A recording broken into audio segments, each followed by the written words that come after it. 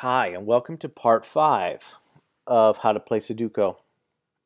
If you watch the last part, part 4, we have been solving a puzzle at the difficult level, and in this part 5, we're going to learn some advanced strategies on how to keep going.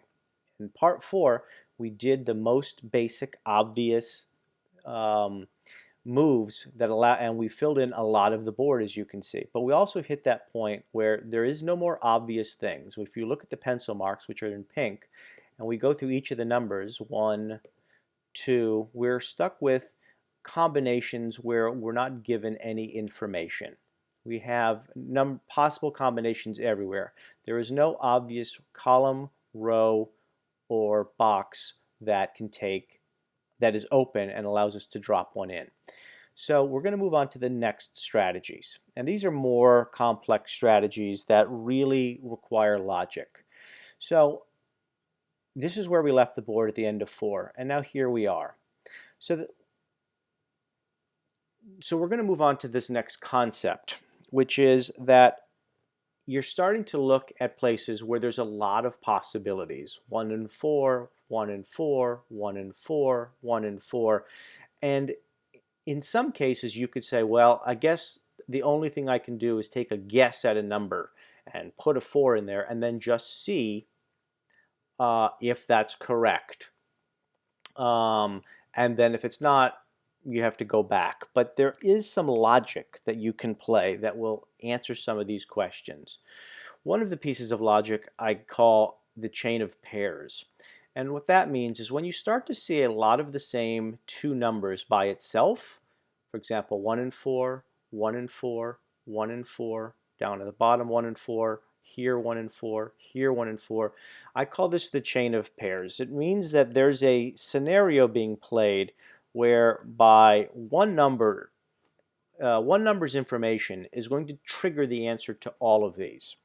So what I want to say, and this is a complex thing, is in the chain of pairs, when you look for these chains of pairs, what you want to do is you want to look for cells, which are these boxes, which can see the chain of pairs, the 1 and 4s.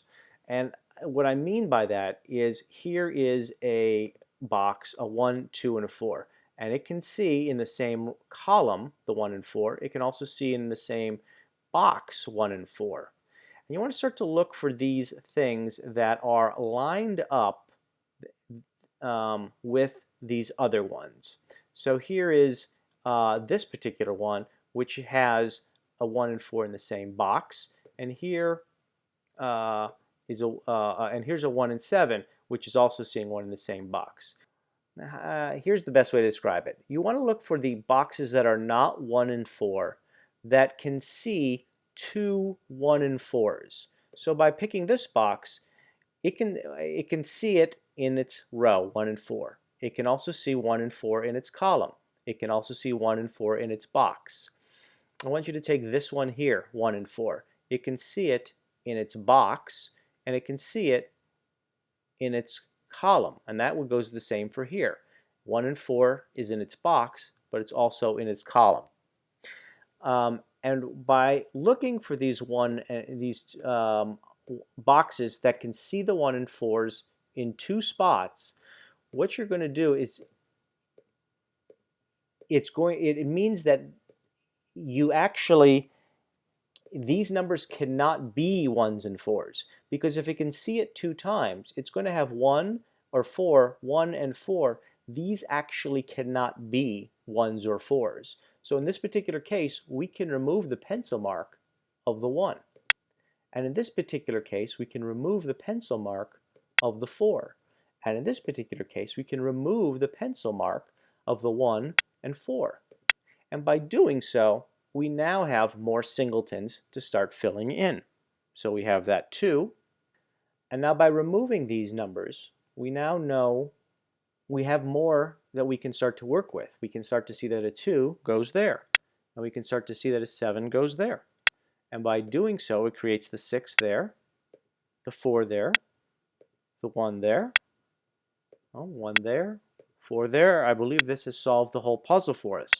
So it's a very complex concept, but what you want to do is you wanted to look for chains of pairs, which are 2, and then you wanted to look for the 2 that could see those chains of pairs, knowing that therefore those 1 or 4, as this particular chain of pairs was, could not fit there. Now I can see that it's completely finished the puzzle for us, would be my guess. Let me just make sure that there's no other obvious situation. Yeah, and there you go. So that's how you solve it. I hope you enjoyed it. We're going to come back on the very last part and we're going to solve a really complex one. Thanks.